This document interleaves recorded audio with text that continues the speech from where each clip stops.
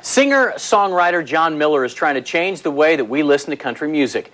No more tear in my beer tragedy. He's calling his tunes positive country. His new album, More, is filled with fun, like country music, that you can tap your foot to. So he's here to sing the song, It's Not Me, It's You. Jon Miller, take it away. Woo! Yeah!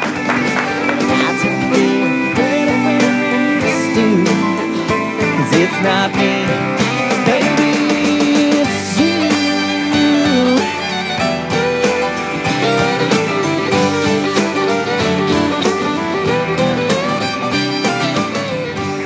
Woo! There he is, ladies and gentlemen, Jon Miller.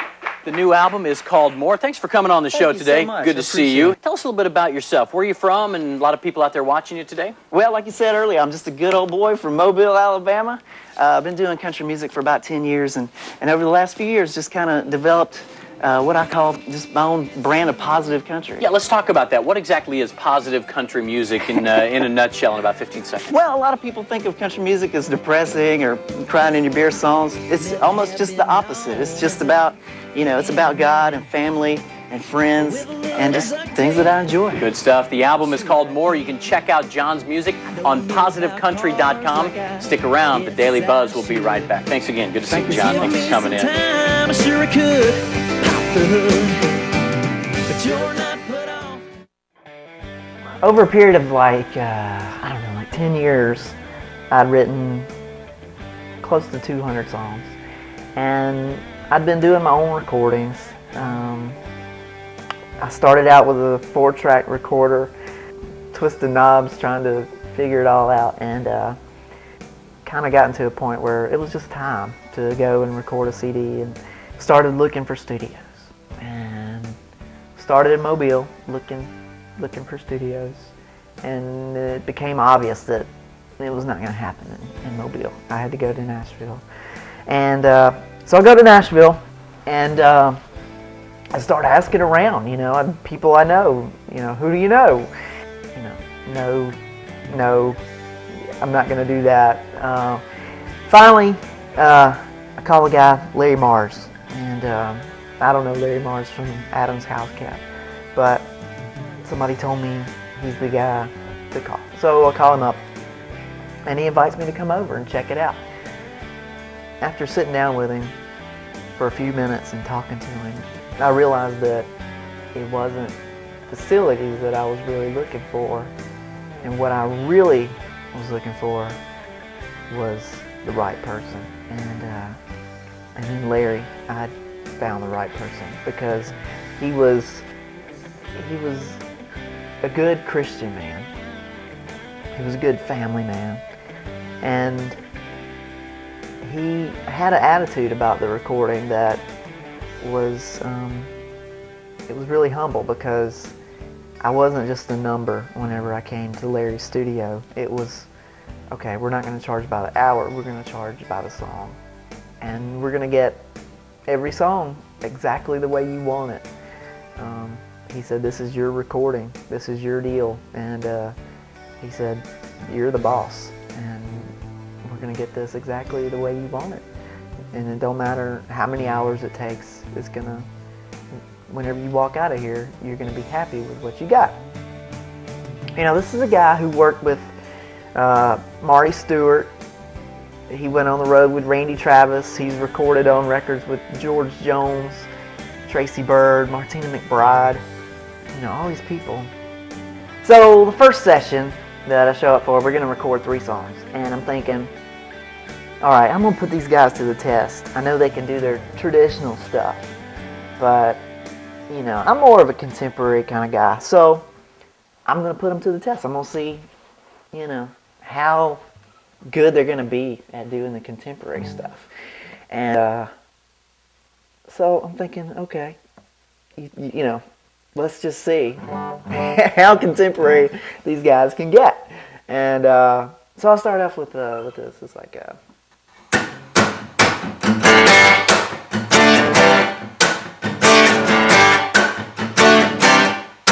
well, first time I saw her, I knew she was out of my reach. I was working for my uncle's next summer down at the beach. I went ahead gave it my best shot. Hours later we were still in the parking lot. We only dated 3 weeks, but the aftertaste is still bittersweet.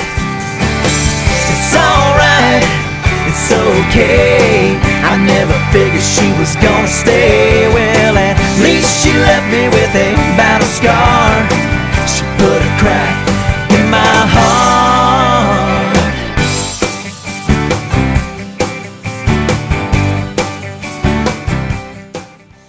But they nailed it. And I was just blown away because I was thinking, gosh, I'm going to put these guys to the test, and they, you know, they blew it out of the water. I mean, I'd already decided that I was going to try and do the record there, but from that moment on, I was like, I'm definitely in the right place. And I was so surprised because in some ways, I really had to like pull them back and be like, guys, we're getting a little out of control here.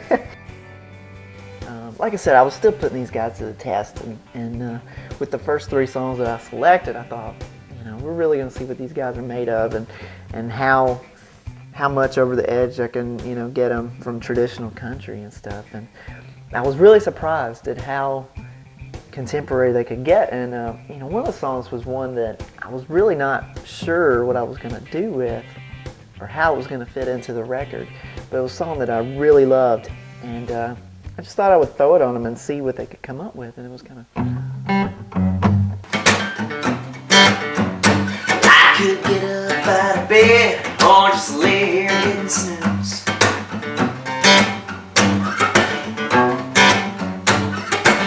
Whistle in the shower, hope to sing the blues.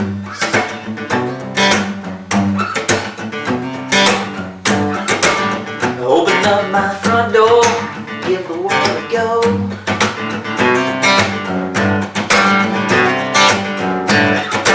Or sit here in fear and never know.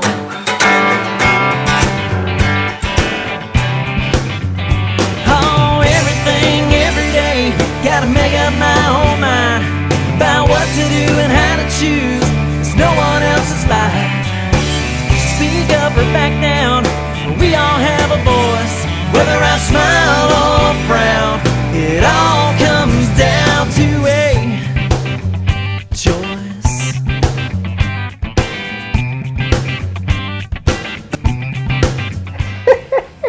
Man, I was hooked. And that song, I wasn't even really sure exactly how I was going to put it on the CD or where it was going to really fit in, but I knew I loved the lyrics to that song. And ended up being our opening cut, and I think it's perfect there. This album seems to be an album that it takes most artists to do about three, 4 albums down the line, but he's already got this. That's what impressed me, is that he just had such a direct, he just knew what direction he wanted to go, and it just sounds more fit, and the songs were better. The songs were more detailed, they're more refined. Like I say, it takes, for first albums, it's rare that someone doesn't have to develop their songwriting.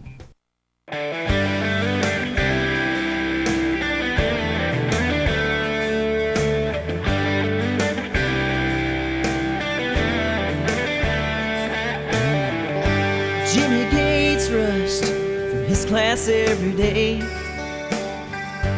run down Haldy for one glimpse of her face. His friends would say, forget about it, 'cause she's in the in crowd, and we've been outed. And everything they said he already knew, that he had fell for Tina, and what could he do? 'Cause love sets no limits. There's no common sense in it. It sees things differently.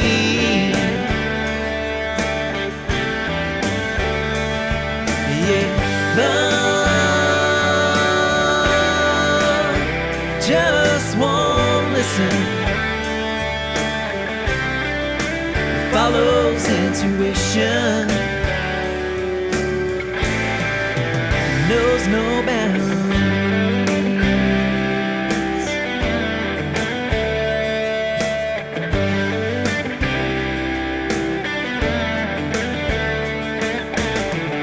He finally got up the nerve to say hello.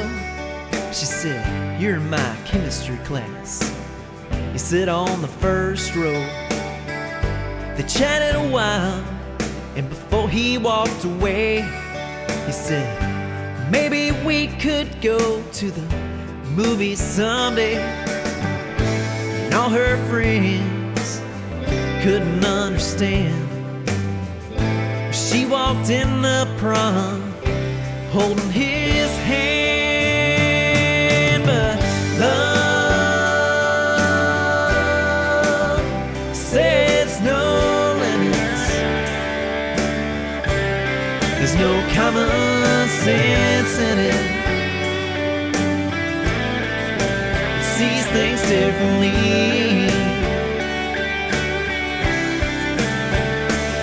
Yeah. Love just won't listen. It follows intuition. It knows no boundaries.